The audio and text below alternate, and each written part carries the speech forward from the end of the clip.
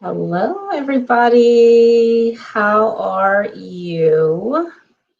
This is Cheryl Abram, and you've reached Person Centered Cyber. So glad to see you again, y'all. I have been working like crazy, and this is my free time.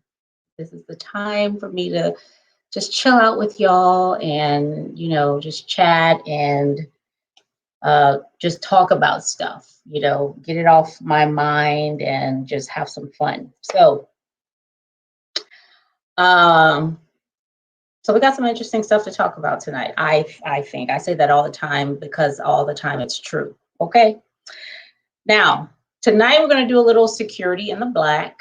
Okay, it's been a minute since I did some cybersecurity news. So what I want to do this time though is I want to talk about some of the new people that have joined us on the YouTube streets to talk about cybersecurity. Um,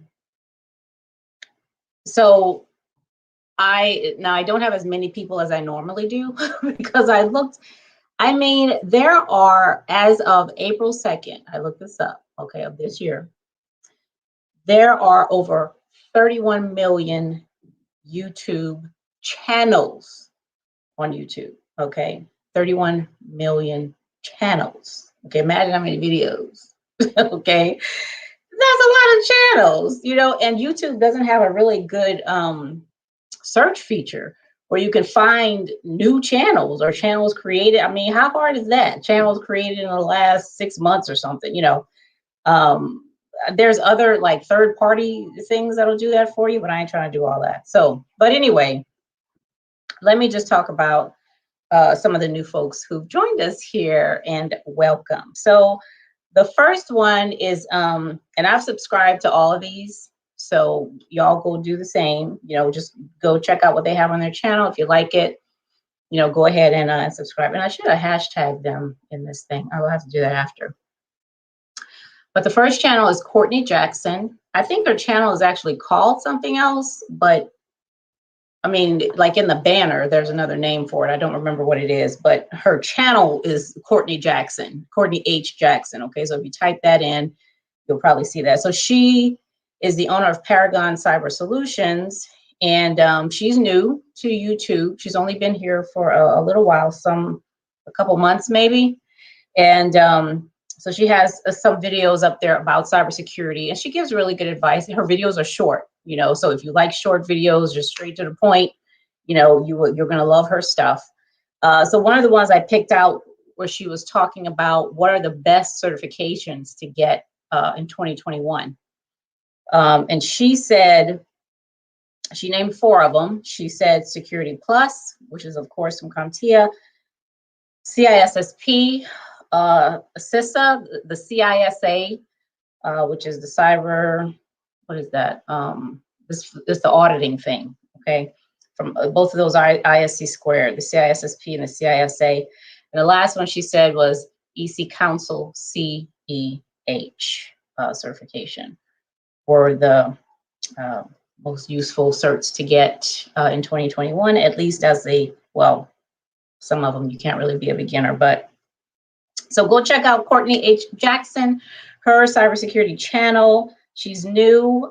She has good short to the point videos on there, and go ahead and subscribe to Courtney. All right, so the next channel that I found, and this was actually through Courtney because I saw that she did an interview, is called Cybersecurity Divas. All right, I had never seen this until a couple days ago.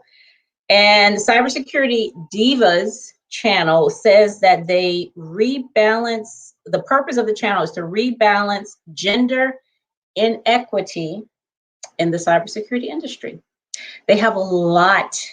This seems to be a new channel, but they got tons of interviews on there. I mean, I looked at that, I was like, oh my God. Like they was interviewed like 10 people a day. A lot of interviews of different women in cybersecurity, a lot. And like one lady was like from Equifax or something, I mean, like, everyday people and everyday jobs, plus, individuals in those bigger companies. So there's a lot of content over there. All right. So if you're interested in hearing interviews from women in cybersecurity, Cybersecurity Divas is the place you need to go. All right. So go ahead and go over there and subscribe to the channel if you like it. Cybersecurity Divas. All right. Now, the next one is Kareem Martin Technology Center. All right. Now, Kareem comes over here every now and then, and he's very, very knowledgeable. He's been in cybersecurity for a while, and you can tell because he's got a lot of experience. You know, he can really add value to a conversation. He really can. So he says that his channel is dedicated to many areas of technology. All right, things I'm sure. So he did and he showed an example. So he went over some of the parts of the Security Plus, and he talked about, well, he showed an email that he got from Amazon. Well, from Amazon, you know those emails we get, right? Clearly fake. I mean, it was every, you know how they teach you how to identify a phishing email, like stuff is misspelled and stuff just don't look right. Amazon, but they got a different logo and all this craziness. And all of that was in the email. Okay. So you have to really just deliberately not be paying attention, right? To see that this is not an email from Amazon. So he showed an actual Amazon and that thing. These people CC folks. This damn email, child. It was funny. But some of us, so it must work. Some people click on that stuff. They do, because they're not paying attention or whatever. So the email was telling him that your account is locked. Okay, so you got to click on this thing right here so we can unlock your account. So he went over to his account, and of course it's not locked. He can do everything that he's always been able to do. So it's it's clearly a phishing email. So go over there to Kareem Martin Technology Center.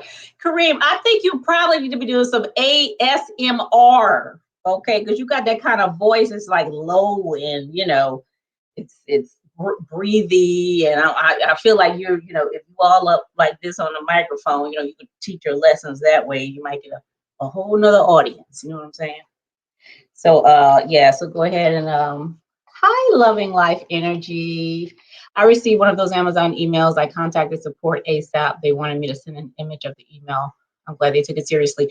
That's exactly what Kareem said. He said Amazon don't play when it comes to this stuff. They take it very seriously. And he said in his video that he was going to do the same thing that you just said. He was going to send this to them because they're not here to play with nobody regarding that stuff. So, which is a good thing. Okay, which is a very good thing. Oh, and I wanted to say with the Cybersecurity Divas, right? On the 21st of this month, one of my former colleagues sent me something. There's going to be a women technology and policy talk with some congressional representatives. They're going to be speakers from Google, Brookings Institute, and all that, talking about what Cybersecurity Divas is about, about getting women into technology and, not just getting them into technology, but into positions of authority and decision making, where they're handling the money, they're in that command and control position, when it comes to meeting missions of the organization and all that. Okay, which is a good thing. We need more women in a lot of different professions. Okay, now, so those are the new channels that I want to talk about. If you know of any new channels, that you want me to go to and look at and talk about in the next Security in the Black, let me know and I will do that. Okay. So when I had to choose what the hell was I going to talk about tonight, because I had so many things that I wanted to talk about. Okay. But first I want to get into this physical and logical thing. Let me tell you what I know. What I know, okay, is that, hi, Professor Black Ops, how are you?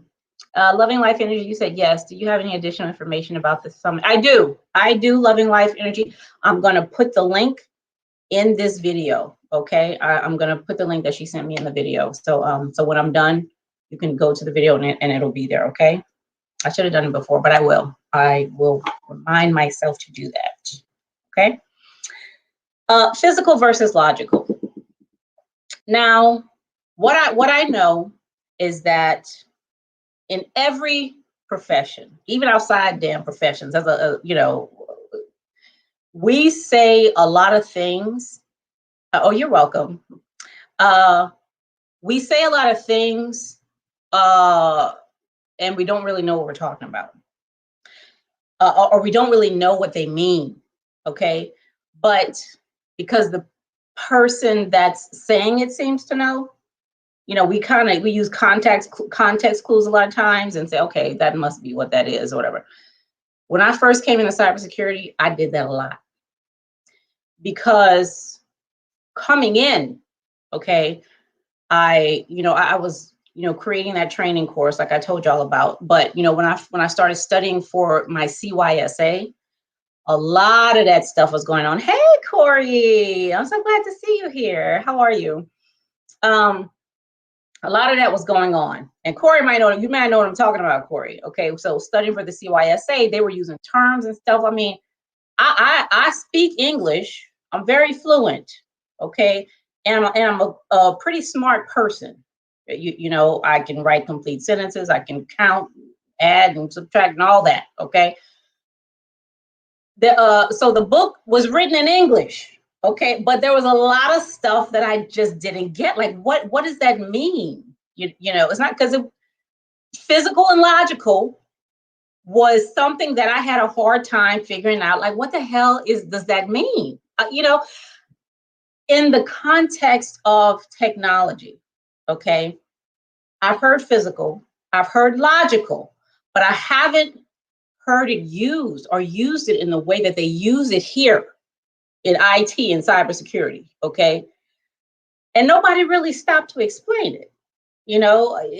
They just ran over it like, you got physical, you got, and logical, and let's get to the next thing.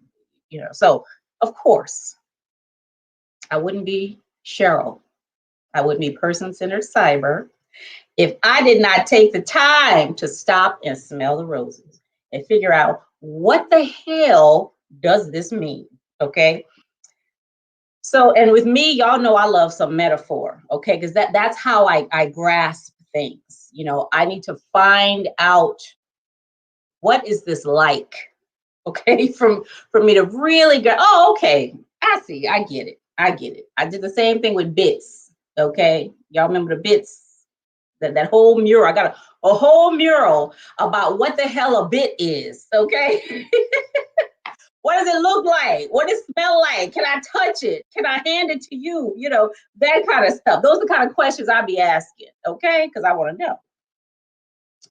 All right, so here are the two metaphors that I use to really, really get the difference between physical and logical, okay? Now, first of all, software, okay? Software changes the state of hardware, okay? That's what it does. It changes the state of hardware, okay? How the hell does that happen? Let me tell you. If you think of physical, now the first metaphor is this. If you think of your body, okay?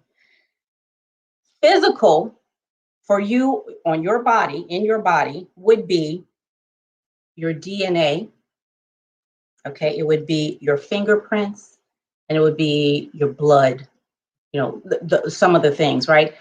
And it's physical. Why are those things? Why did I pick those things? Because those things are purposed to stay the same, okay? They're not supposed to be changed. If they were changed, if your DNA, your fingerprints, I ain't talking about scraping them off. I mean, your fingerprints themselves and your blood type, if those things change, you're not you. You're not you. You're something else. Okay, you're not you anymore. That's hardware. Okay, hardware is purpose to stay the same, right? That's what it's supposed. That's what the hell it's supposed to be. Okay, and Professor Black Ops, when we get into the zero trust and all that, and root of trust, like that root of trust thing, like that helps explain that more, right? That this thing, we're doing all these checks. Yes, this is what it is. This is what it's supposed to do. Okay. If you wake up tomorrow and your DNA is different, something's wrong. You are not you anymore. You're not. Something happened. Okay. You're not you. Right. So that's physical. All right. So keep that. Now, logical, using you again as an example. Okay. If your DNA, fingerprints, and blood are physical, what's logical on you would be your name, your social security number, and your birthday, for example, right? All that PII stuff, okay? That's logical. Now, why is that logical? Because that's not you, okay? It can be changed, right? It's not easy to do, but you can absolutely change it. You can change your name, all right? You can change your social security number. Listen, it's not easy. You can't just go on, fill out a form on Google and send it to somebody. No. It takes more than that. Okay. And I'm sure you could, people have changed their birthdays. Okay. You can do that. Right? It's not easy, but you can do it. Okay. Because it's logical. It's something that another person made up. It's something that another person wrote down. Okay. It's instructions, it's directions that point to you. All right. It's not physical. You know what I'm saying? You're still you if your name, and your birthday change. You're still you. You understand? Okay. Now, for the next example, y'all get that? Y'all see that? Physical and logical. Okay. Now, I said that software changes the state of hardware. Well, let me tell you how that comes in. Okay. For the next one, if we say your house where you live, okay, is physical. Let's call that physical. You got your rooms, you got your roof, your walls, your windows, your floor, all that. Okay, that's physical. It is what it is. Okay. Now let's say tomorrow, one of your relatives needs a place to stay. Okay. And not just them, but one of your relatives, the person they with, their partner, and their partner's 3 kids.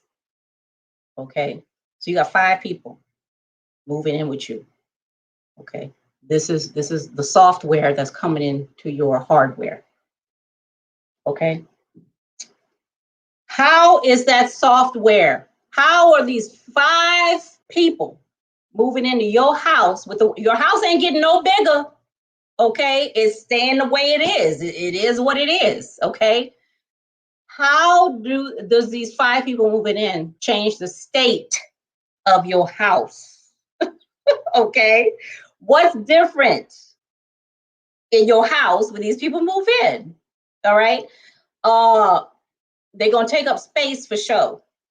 Okay, for sure. And don't have a 1-bedroom apartment. Okay, you understand? A 2-bedroom townhouse. 5 people. And listen, none of them working. Nobody working. They taking up space. They're gonna need some resource. Water. Your water bill gonna be sky high.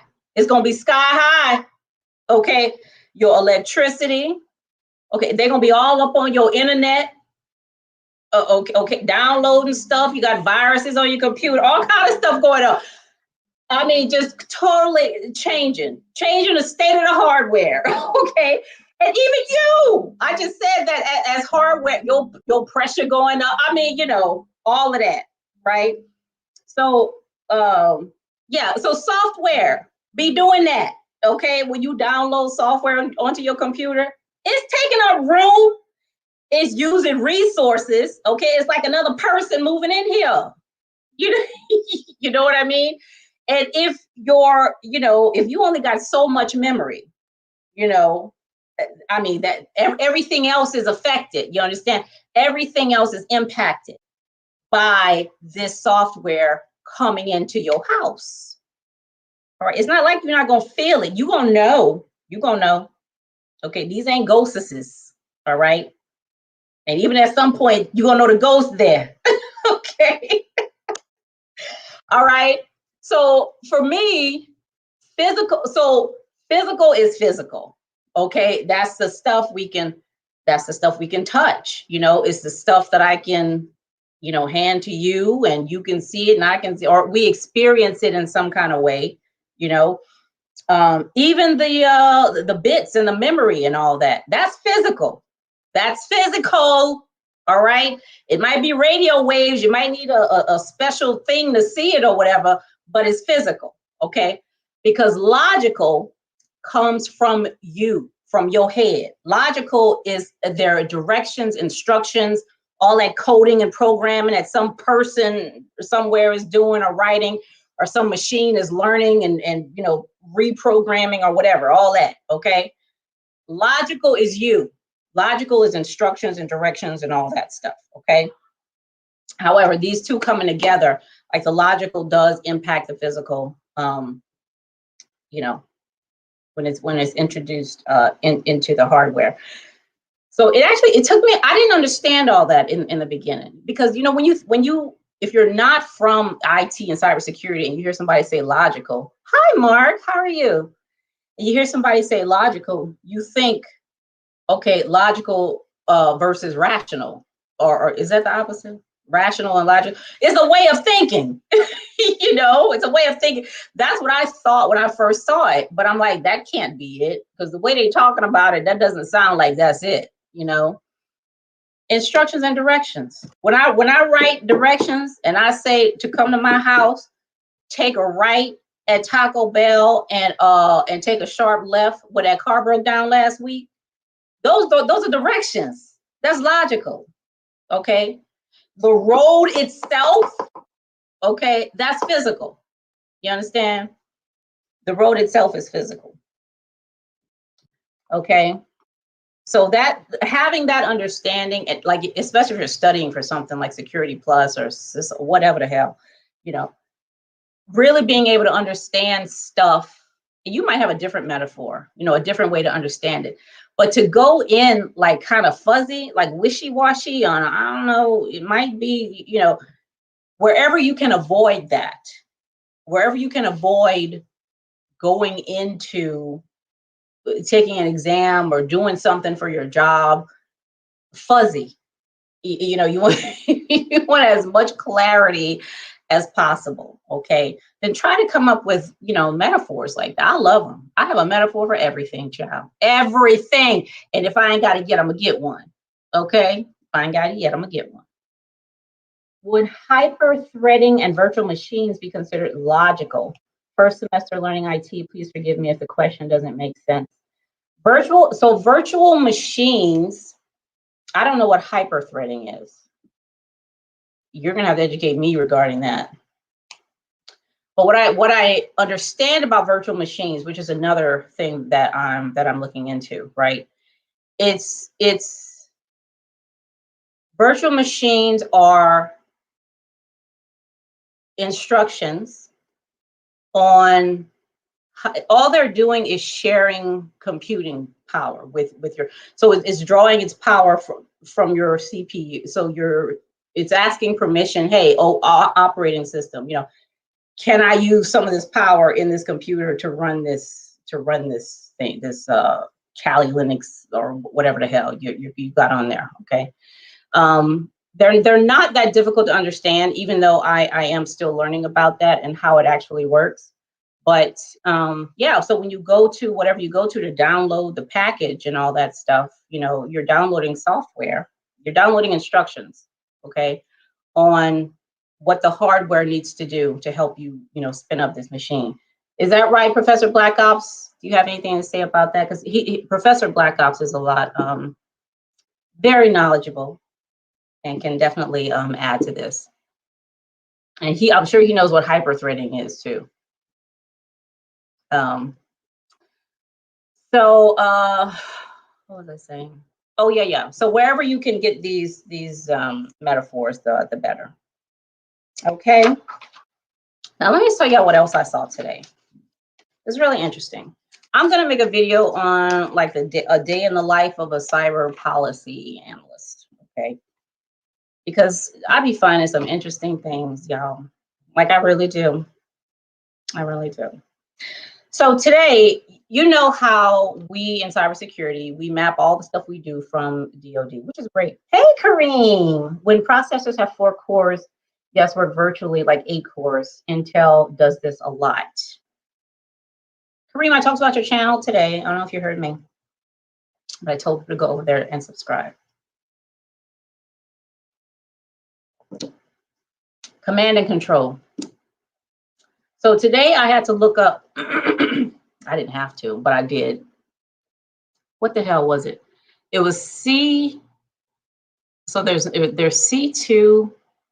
What the hell is it? ISC or something like that. C2 IS something, child. But they have different numbers. So it's about I think there's C2, C3 up to C6. But it's the programs or the applications that are used to help in military speak, to help the commander meet his mission or her mission or their mission. Okay. So it's all the, the personnel, the processes, the computing stuff, all and I think it's at number 5 where cyber is added in those things, right? So what I learned about that, and do the right acronym if y'all know what I'm talking about. Yeah, so the number is the number of C's but before, right? And then it's not information security. I don't know, something. Y'all know what I'm talking about. But anyway, the reason why they started that thing, and it was very interesting, right, was that in some war, I forget which one it was, but we ended up being one of our naval ships was bombed by the country that we were helping. I forget which one it was. But they bombed us. They bombed the damn ship, right? Because they thought we were the enemy. All right. So, and the communications had broken down, right? So they did not know that we were, Americans. They didn't know that the ship, according to the story anyway, that's what they say. So after that, they came up with the C2, C3, C4, C5, all that stuff, right? That's where it originated. So the command and control, right, was to make sure that the commander has everything that is required, as far as communications, equipment, people, all that. Commander has everything they need to meet this mission, okay, effectively meet this mission, right? Now I'm reading this and I'm like, okay, because what I've noticed since I've been in cybersecurity, and y'all know I came from HR. That's where I was before I got into cyber. Okay, I was in HR for like 16 years. Okay, writing policies. In HR, I know nothing about the CIO's office. Like I really didn't, and I didn't care. The only thing I knew about the CIO's office, okay, was the IT security training that we had to take. Right, I knew that. Because of what I did in policy, I would sometimes have to go to leaders in the organization and speak to them about stuff, especially if I was doing training for I would go to the leadership because we did a lot of SES training, creating a lot of SES courses and, or courses for people preparing to become an SES member, senior executive service member. Okay, we did a lot of that. So I would go to the SES members, and do the whole ADDIE model, gathering information to be sure that the training we made was relevant, to the damn SES core. Okay. And I would talk to the CIO a lot of times, you know, to get the last one I talked to was a man. So I knew that about the CIO, the IT security training. I know they didn't stay in their positions long. Okay, I knew that. They was always looking for a CIO. I'm like, what happened to the last one? They just go. You know, I knew that. What else did I know about the CIO? I knew that the CIO help desk. Okay, when I had issues with my computer, help desk, you know, they were there to fix it. We got upgrades. Something was wrong with my computer because of the upgrade they did. That damn help desk, you know, what the hell, you know, security. I knew about that, you know, and it wasn't anything positive. Okay. But there was really not, the CIO's office had nothing to do with me. Okay. That's the way I felt, you know, it's got nothing to do with me, you know. It's about all that computer stuff, you know. I have a computer, but you know, it's really got nothing to do with me. I have a job. This is what I'm here to do, and that's what I'm going to do. That was 100% wrong. Okay, but I didn't know that, and the CIO's office wasn't telling me that was 100% wrong. Okay, they weren't telling me that. You know, the cybersecurity people weren't telling me, "Oh, Cheryl, that's wrong." You know, we're embedded in the. They didn't tell me none of that. All they said was get this training done before we cut your shit off. Okay, that's what they said. I just tell you what they said, okay? And so today I'm thinking, now that I'm in, for the past 2 years, you know, I've been working directly with CIOs and CISO and all that stuff, right? I'm like, man, you know, there's a lot of stuff going on here that impacts everybody in the organization, you know, everybody. So how would I get me, HR Cheryl, to care about what the heck is happening in the CIO's office, you know, and all these things they have coming down and initiatives and all that. You know, what would it have taken for me to care about what was going on? You know, because I didn't. You know, I really didn't, and I don't know if they cared if I cared or not. Okay, because they have jobs to do as well. You know, there's a lot of separation of duties where there shouldn't be. Okay, when it comes to IT and cybersecurity in organizations, you know, there's a lot of stuff as an HR person in the organization that I needed to know. Okay. Like there really was, because otherwise it's like, it's got nothing to do with me. So why in the world, if it's got nothing to do with me, it's almost like for command and control, right? The commander needs these things, right? For the commander needs personnel. They need communications. They need facility. They need all this. If you're saying commander, you need to take the hill, right? This is your mission to do this thing. Okay. What commander out there gonna do that by him, her, their lonesome? Not one. Okay. But it didn't seem like I was part of this command and control team. You know, that was somebody else's job. Did you see what I'm saying? In an organization, who's the commander? Who's the commander in an organization? That commander needs all this stuff. They need HR. They need the CIO. So me, HR, CIO, we here. We together. Okay, we on the same team. You understand? We all of that, you know, but it doesn't seem that way. It does not seem that way. It's like, I got my job, you got yours, you know, and we good. As long as I get my paycheck, we good. You know, we talked about this a little bit the other time. Y'all don't let me get on my soapbox now, because you know I will.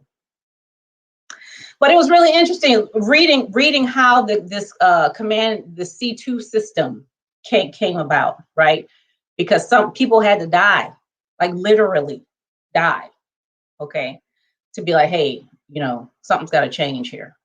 Okay, we can't have this, right? We cannot have this. Something has to give. People ain't dying right now. Not that I'm aware of, because of at least not directly that I'm aware of from, nobody died as a result of Equifax being breached, okay, or Facebook that I'm aware of. But does it need to get to that point? I mean, come on. Does it? Now, people can be greatly injured, if not die, with certain information that gets in the wrong hands, especially when it deals with our national security and all that stuff. We definitely don't want that to happen, but I don't think we want it to happen at any level, at any level at all, right? Because it's so disruptive. It's very, very disruptive.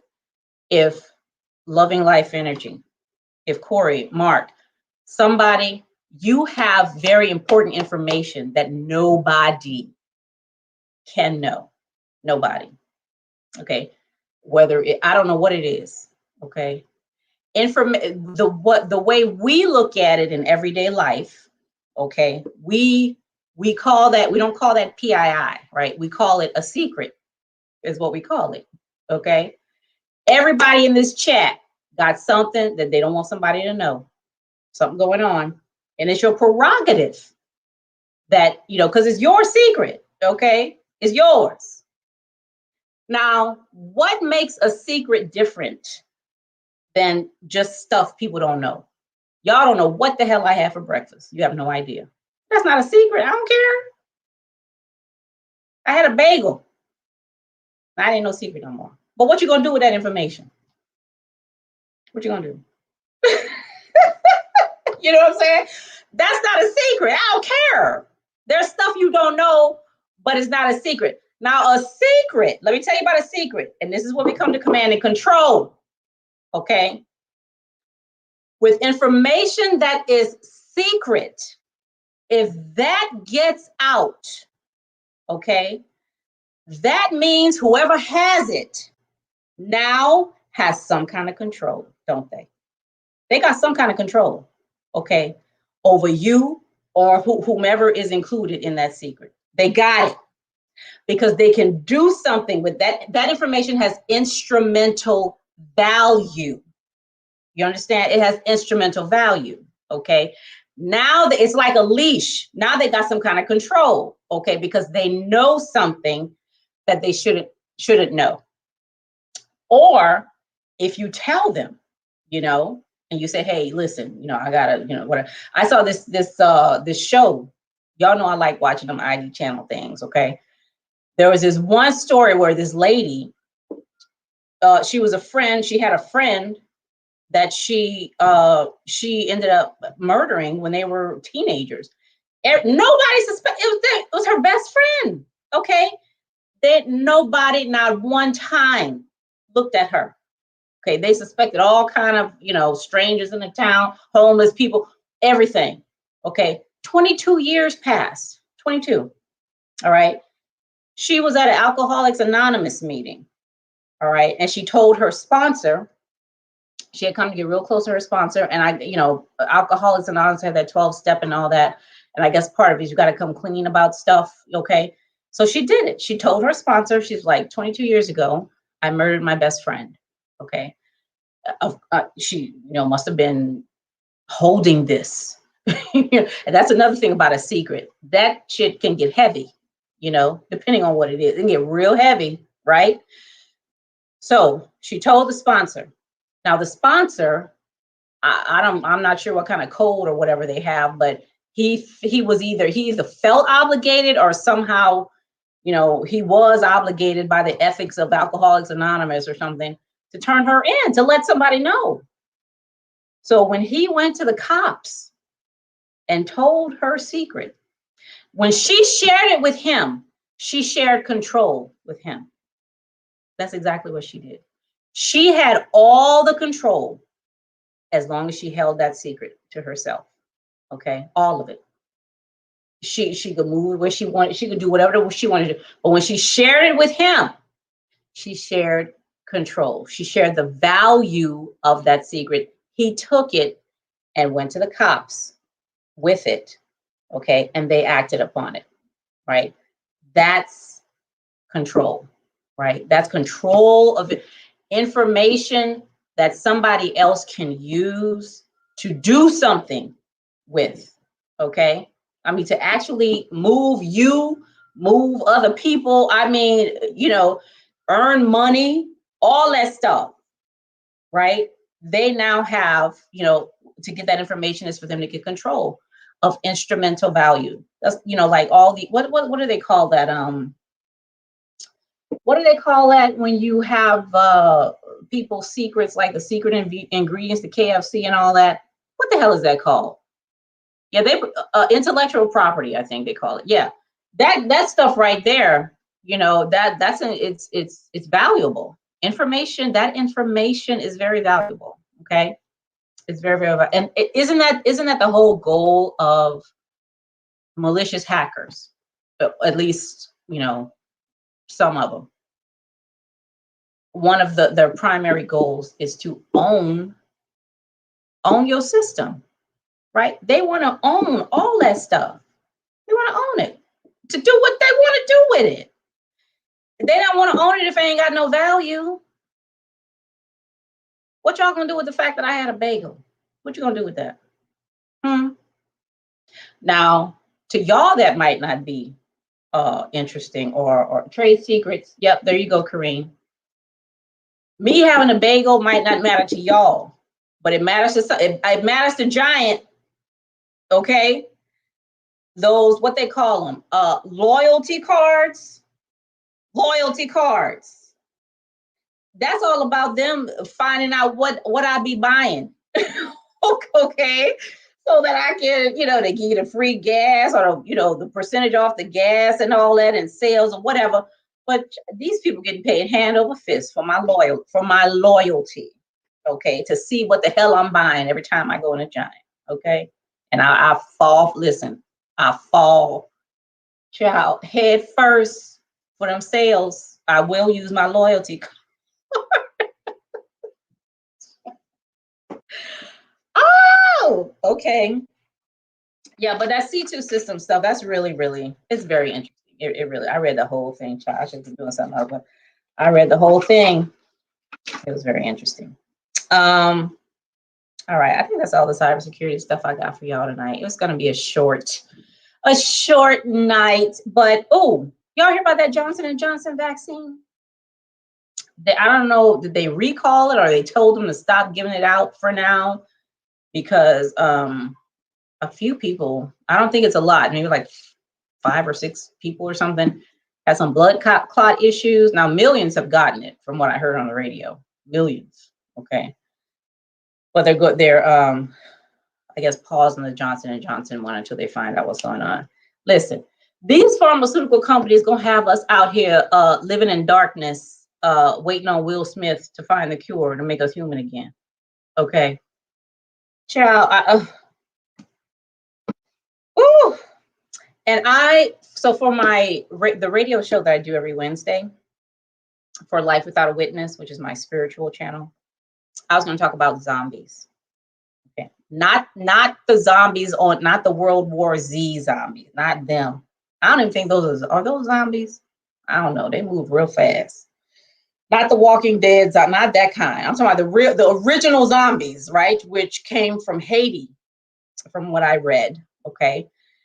It had nothing to do with, you know, vaccines and bacteria and all that stuff. You know, it was a zombie was someone who was dead and now was not. You know, it had nothing to do with disease and all that. Okay, and then they had it for particular reasons. But I was going to talk about that, and as it relates to, interestingly enough, control. As it relates to that. The reason why we're scared of zombies, okay, is because they seem to have no control. Okay. Yes, I almost purchased some options. I'm glad I didn't buy. Prayers up to who has been affected. Oh, absolutely. Absolutely. I hope it's not anything more serious than that, you know, or more serious than what it seems to be. Because, yeah, that's all we need. But, Yeah, so it all goes back to that. It all goes back to that. I'm telling you. I talk about some really interesting things on that radio show. So y'all are missing out if you're not there every third Wednesday at 12 o'clock. Okay. And I'm pretty sure I have the link in my description here. But all right. So I'm gonna put the link to that that women's conference that I was telling y'all about. So you can have that, there in case you want to attend that. Okay, I'll put that in the description. And Professor Black Ops, after y'all, Professor Black Ops is being interviewed this Thursday by Alpha Cybersecurity. So be sure to tune into that because it's going to be awesome. It's going to be really, really good. Okay. And then after that, I'm going to monopolize your time, Professor Black Ops, so we can talk about the zero trust architecture. Okay. All right. All right. That's all I have for you all tonight. Thank you so much. If you're not subscribed to the channel, please subscribe and like the video. And you can even share it if you want to. I'm not going to be mad at that. I'm not going to be mad at that at all. And I'm going to see y'all back here soon to talk about zero trust. No, we won't be here. I think we'll be on Professor Black Ops channel. Okay. But I'll let y'all know when we do that. So you can be there for the conversation. Okay. And it's going to be really lively and fun. So y'all have an amazing night. And I will see you back here later. Bye-bye.